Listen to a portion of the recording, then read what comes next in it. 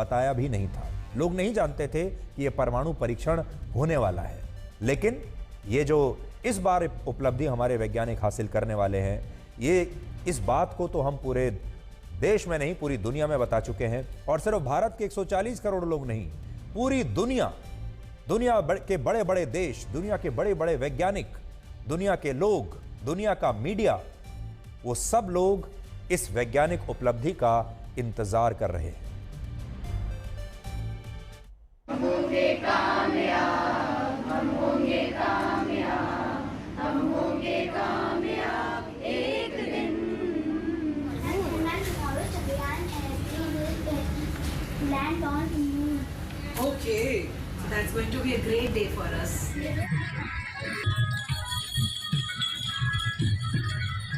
हम होंगे कामयाब, हम होंगे कामयाब।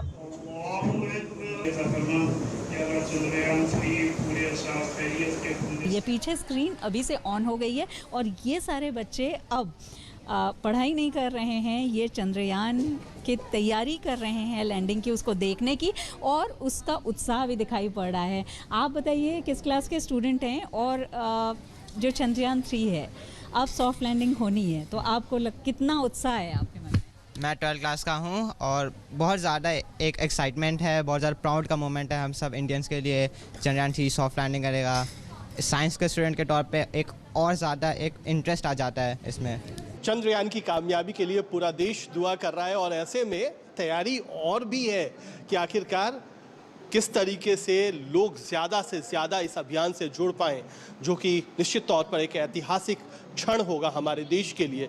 और इसकी पूरी तैयारी की गई है नेहरू प्लानिटोरियम में, जो कि देश के सबसे बड़े प्लानिटोरियम्स में। कल जब ये लैंडिंग की प्रोसेस शुरू होगी, यहाँ पर एक चीज़ और मैं दिखाऊं जो इस स्क्रीन पर खास तौर पर नज़र आ रही है, वो है 2 काउंटडाउन वॉचेस भी लगे हुए हैं। एक लैंडिंग बर्न है, यानी यहाँ से लैंडिंग का जो पूरा जो है प्रोसेस, वो लगता है 1 दिन 7 घंटे 10 मिनट 31 सेकेंड, और टच डाउन का भी ये पूरा कि 1 दिन 7 घंटे 30 मिनट 25 सेकेंड, और इसी तरीके से कम होता जा रहा है। सैंडार्ड में हम लोगों ने विक्रम लैंडर को सफलतापूर्वक उतरते हुए दर्शाया है। साथ में प्रज्ञान रोवर है, वो अपनी अस्थायी जगह पे खड़ा है, और सफलतापूर्वक चंद्रयान हमारा सफल होगा और अपना भारत विश्व गुरु के नाम से जाना जाएगा।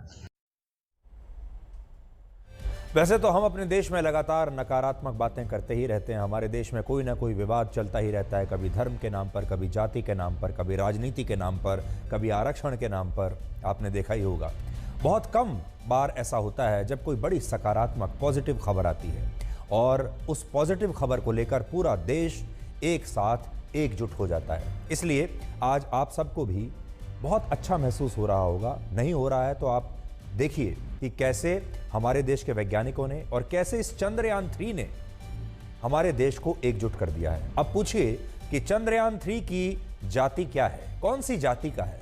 अब ये पूछिए कि चंद्रयान 3 का धर्म क्या है। अब ये पूछिए कि चंद्रयान 3 किस राज्य का है।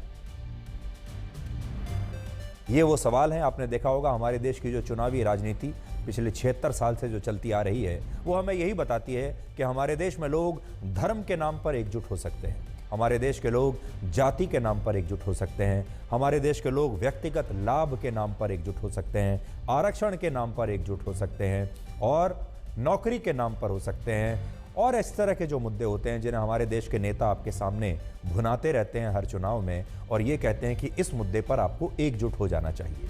लेकिन कितनी बार ऐसा होता है जब हमारे देश में कुछ अच्छा हो रहा हो और वो नॉन पॉलिटिकल हो, यानी उसका राजनीति से कोई लेना देना ना हो।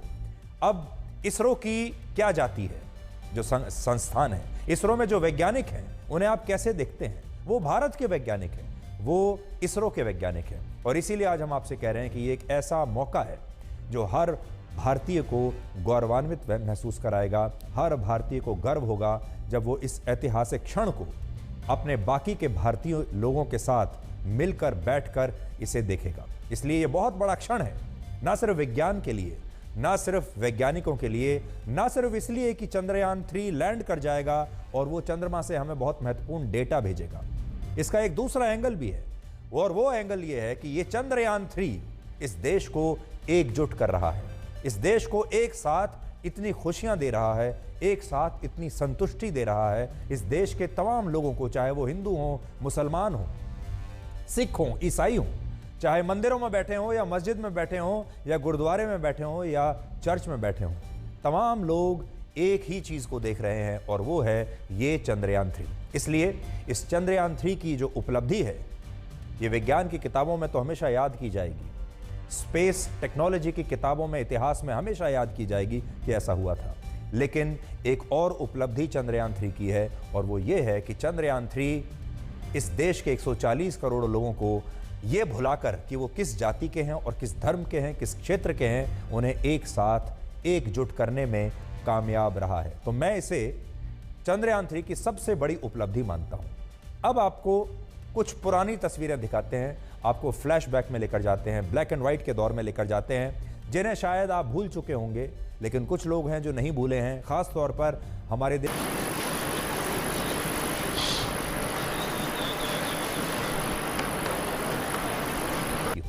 लेकिन अगर भारत का चंद्रयान 3 ऐसा करने में सफल हो गया तो ये अब तक के मून मिशंस के इतिहास में किसी भी देश के वैज्ञानिकों की सबसे बड़ी उपलब्धि होगी, क्योंकि इस मिशन के तहत भारत वो कर पाएगा जो आज तक अमेरिका नहीं कर पाया, चीन नहीं कर पाया, रशिया नहीं कर पाया, इन देशों की अंतरिक्ष एजेंसियां नहीं कर पाई, उनके वैज्ञानिक नहीं कर पाए। इसलिए हमारे देश के वैज्ञानिकों ने पहले ही अटेम्प्ट में अपने लिए सबसे मुश्किल परीक्षा चुनी है और सबसे मुश्किल लक्ष्य उन्होंने अपने लिए चुना है। आसान लक्ष्य उन्होंने चुना ही नहीं, जबकि इन तमाम एजेंसियों का वार्षिक बजट हमारे इसरो के वार्षिक बजट से बहुत ज्यादा है। अब देखिए हमारे पास कितना पैसा है, यानी इसरो के पास, और नासा के पास कितना है। अमेरिका की अंतरिक्ष एजेंसी नासा का वार्षिक बजट 2,08,000 करोड़ रुपए है। ध्यान से देखिएगा। चीन के नेशनल स्पेस एडमिनिस्ट्रेशन का वार्षिक बजट 98,000 करोड़ रुपए है और रशिया की अंतरिक्ष एजेंसी रोसकॉस्मोस का वार्षिक बजट भी 25,000 करोड़ रुपए है। अब देखिए इन एजेंसीज की तुलना में इसरो का वार्षिक बजट है लगभग 12,500 करोड़ रुपए। लेकिन इसके बावजूद आज इसरो की उपलब्धियां इन देशों की अंतरिक्ष एजेंसियों से कम नहीं है। यानी जो बड़े बड़े देश अगर आप देखें तो उनके मुकाबले हमारे इसरो के वैज्ञानिकों का जो वार्षिक बजट जो उन्हें दिया गया है, जिस पर उन्हें काम करना है, वो बहुत ही कम है। 12,500 करोड़ रुपए इसरो का वार्षिक बजट है और अमेरिका का देख लीजिए आप 2,08,000 करोड़। हमारी सबसे बड़ी उपलब्धि तो यही है कि चंद्रयान 3 का बजट हॉलीवुड की कई फिल्मों के बजट से भी आधा है। उदाहरण के लिए 2013 में मशहूर फिल्म आई थी हॉलीवुड की जिसका नाम था ग्रेविटी। उसका बजट था 828 करोड़, जबकि चंद्रयान 3 मिशन का कुल खर्च था 615 करोड़। जबकि ग्रेविटी नाम की यह फिल्म अंतरिक्ष में खोज पर, अनुसंधान पर ही आधारित एक साइंस फिक्शन फिल्म थी। इसी तरह 2014 में आई फिल्म इंटरस्टेलर का बजट 1,366 करोड़ रुपए था और पिछले साल आई फिल्म अवतार द वे ऑफ वाटर का बजट 2,900 करोड़ रुपए था। लेकिन चंद्रयान 3 का बजट है सिर्फ 615 करोड़ रुपए। कहने का मतलब यह है कि हॉलीवुड जितने बजट में एक बड़ी फिल्म नहीं बना पाता, उससे भी कम बजट में इसरो ने चंद्रयान 3 मिशन को लॉन्च कर दिया और यह मिशन बाकी देशों के लैंडर मिशन से भी काफी सस्ता है, काफी किफायती है। रशिया के लूना 25 मिशन का बजट है 1,650 करोड़ रुपए। वो लूना 25 जो अभी 2 दिन पहले क्रैश हो गया, उसका बजट था 1,615 करोड़ रुपए। 26 अगस्त को लॉन्च होने वाला जापान का जो मून मिशन है, जो 26 अगस्त को अब लॉन्च होगा, उसका बजट है 1,025 करोड़ रुपए। चंद्रमा के मध्य क्षेत्र और मध्य रेखा के आसपास है और यहां सूर्य की किरणें भी पड़ती हैं। लेकिन भारत जिस साउथ पोल पर अपने चंद्रयान 3 की सॉफ्ट लैंडिंग कराना चाहता है, उस इलाके पर सूर्य की किरणें नहीं पड़ती और यहां बड़ी बड़ी खाइयां हैं और यहां का तापमान -230 डिग्री सेल्सियस तक रहता है। इसलिए अगर चंद्रमा के साउथ पोल पर चंद्रयान 3 की सॉफ्ट लैंडिंग हो गई तो इसका लैंडर और रोवर चंद्रमा की प्रकृति को समझने में बहुत ज्यादा अहम साबित होगा, जो कि बाकी के मिशंस नहीं हो पाए। इस मिशन के दौरान चंद्रयान 3 का रोवर चंद्रमा की सतह पर रासायनिक तत्वों, मिट्टी और पानी के कणों जैसे प्राकृतिक संसाधनों का अध्ययन करेगा और फिर अध्ययन करने के बाद अपने ऑर्बिटर और ऑर्बिटर से इसरो को यह जानकारी वहां से भेजेगा। इसके अलावा इस मिशन का लक्ष्य है चंद्रमा पर आइस मॉलिक्यूल्स का अध्ययन करना और यह समझना कि क्या भविष्य में चंद्रमा की सतह से दूसरे ग्रहों का अध्ययन हो सकता है। इसरो का कहना है कि चंद्रयान 3 के लैंडर और रोवर चंद्रमा पर एक दिन ही काम कर पाएंगे और चंद्रमा पर एक दिन पृथ्वी के लगभग 14 दिन के बराबर होता है, यानी हमारे और आपके 14 दिन के बराबर ये काम करेंगे। इस लैंडिंग को लेकर इसरो के पूर्व वैज्ञानिक और एक्सपर्ट्स क्या कहते हैं वो भी आज आपको सुनना चाहिए। आपको जानकारी मिलेगी और आप कल इस लैंडिंग को देखने के लिए और ज्यादा इससे तैयार हो पाएंगे। It is extremely crucial. There are many things happening during that time, which are, each one of them is challenging. For example, this will be going round at a speed of 6,000 kilometers per hour. Okay, and from there, by using the boosters, it has got these engines. As you can see, it will be actually moving like this, and when these engines are fired, they will push it in the opposite direction, and the speed will reduce. Okay, from something like 6,000 kilometers per hour to something like 1,300 kilometers, it will be reduced. What they do is, this is done about 750 kilometers away from the intended site. So this will happen for about 10 minutes and it will travel a distance of about 700 odd kilometers. Post that, okay, it takes a small break, then it finds out if it is there at the right place for about 10 seconds. उन्होंने दो priorities रखी है। तो जो पहली priority की landing location है वहाँ पर कल उस वक्त जब हम लैंड करना चाह रहे हैं तब वहाँ पर सूरज की पहली रोशनी आएगी, मतलब सूरज वहाँ पर उग रहा होगा, सनराइज हो रहा होगा।